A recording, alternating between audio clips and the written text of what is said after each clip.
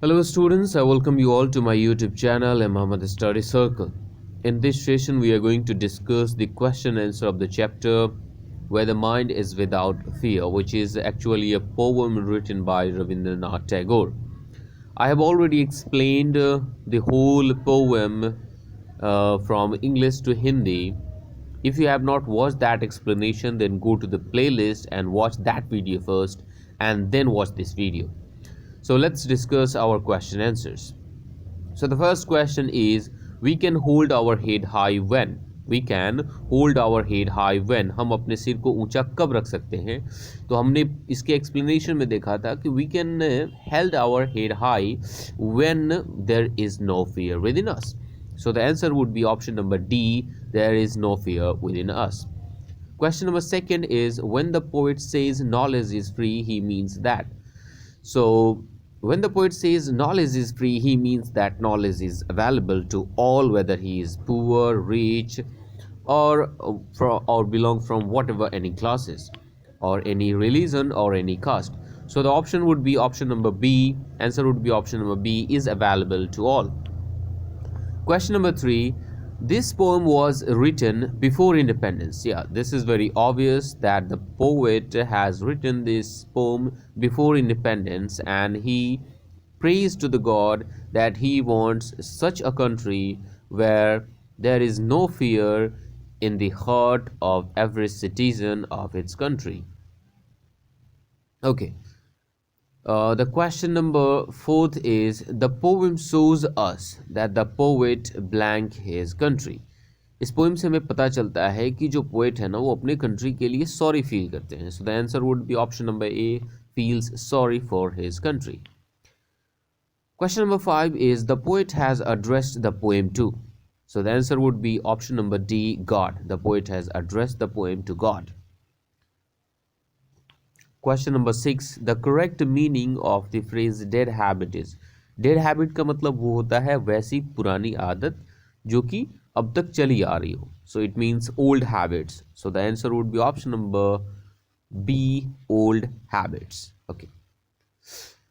In the B section, the question is, what kind of a country does the poet want for his fellow citizens? And the second question is, do you think the poet's wish has been fulfilled?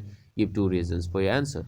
So I have written these answers over here, so you can see now. So what kind of country does the poet want for his fellow citizens? मतलब किस तरह का देश चाहते हैं कवि अपने नागरिकों के लिए, अपने देश के नागरिकों के लिए. The poet wants such a country where the mind of its every citizen is without fear and his head is held high in pride, where knowledge is free for all, whether they are rich or poor, and so many things, so on. है ना. यहाँ पे कवि एक ऐसा देश चाहते हैं जहाँ पे लोगों के दिल में कोई डर ना हो, है ना. वहाँ पे नॉलेज सभी के लिए फ्री हो, चाहे वो अमीर हो, गरीब हो, हिंदू हो, मुस्लिम हो, सिख हो, ईसाई हो, डजेंट मैटर. नॉलेज सबके लिए फ्री हो. नेक्स्ट क्वेश्चन कह रहा है कि do you think the poets wish has been fulfilled. क्या आपको लगता है कि पोएट ने जिस कंट्री की कामना की थी, जिस कंट्री के बारे में सोचा था कि हमारा देश इंडिपेंडेंट के बाद ऐसा होगा, तो क्या उसकी जो विश थी वो पूरी हुई है? Give 2 reasons for your answer. जो भी आप रीज़न देंगे येस और नो में, उसके लिए आपको 2 रीजंस देना होगा. तो मेरे अकॉर्डिंग मैंने आंसर किया है no. Still we see the divisions amongst people based on their caste, class, religion, and such baseless things. The country is still dipped in superstitious beliefs, corruption, illiteracy, and poverty. Hence, Tagore's wish has not been fulfilled yet.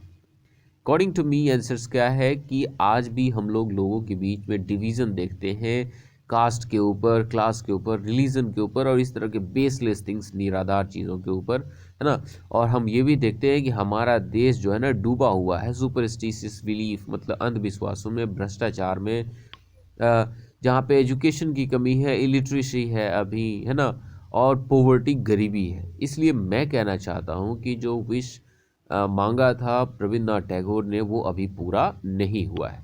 Okay. तो इसके C section में दिए गए हैं, in this poem the poet dreams of world where everyone leads a life based on knowledge and dignity. Pick out the lines from the poem that means the following and write below. तो यहाँ पे rational thinking, तो rational thinking के लिए आपको poetry में ये line दिया गया है, आप देख सकते हो यहाँ पे, ever widening thought. So the widening thought and action आप वहाँ पे लिख सकते हो उसका answer. Widening thought and action would be the right answer, जो कि बतलाता है कि लोगों की सोच कैसी होनी चाहिए, तो रैशनल होनी चाहिए. ट्रूथफुलनेस, ट्रूथफुलनेस कहाँ बताया गया है, जहाँ पे बताया गया है कि where words come out from the depth of the truth. तो आप इस लाइन को वहाँ पे आंसर दे सकते हो. ओके, नेक्स्ट है आपका स्ट्राइविंग फॉर एक्सीलेंस, है ना, मतलब एक्सीलेंस की ओर आगे बढ़ना, अच्छाई की तरफ आगे बढ़ना, अच्छे की तरफ आगे बढ़ना. तो यहाँ पे है आपका where tireless striving stretches its arm towards perfection. तो यहाँ से आप उसका आंसर कर सकते हो. The next one is freedom of information. Freedom of information का मतलब सभी के लिए नॉलेज इक्वल हो. तो आपका यहाँ पे दिया गया है where knowledge is free. This is the second line of the poem, where knowledge is free. Okay, the next one is unity and harmony. एकता की बात की गई है, तो आपको देख सकते हो एकता की बात कहाँ पे की गई है, यहाँ पे where is that, where the world has not been broken up into fragments by narrow domestic war. मतलब जहाँ पे लोगों की जो सोच है ना वो छोटी ना हो और लोग टुकड़ों में बटे ना हो, वहाँ पे बताया गया है यूनिटी एंड हार्मनी के बारे में. Okay, fearlessness and dignity. तो ये आपके पोएम के फर्स्ट लाइन में दिया गया है, where the mind is without fear and the head is held high. Without fear मतलब fearlessness, and head is held high मतलब डिग्निटी की बात की गई. तो इस एक्सप्लेनेशन में हमने इस चैप्टर का पूरा क्वेश्चन आंसर कंप्लीट कर लिया है. आपको ये सेशन कैसा लगा आप कमेंट करके ज़रूर बताएं. चैनल पर नए हो तो चैनल को सब्सक्राइब ज़रूर करें. वीडियो अच्छा लगा हो तो लाइक ज़रूर करें. मिलते हैं एक नए चैप्टर में. Bye bye.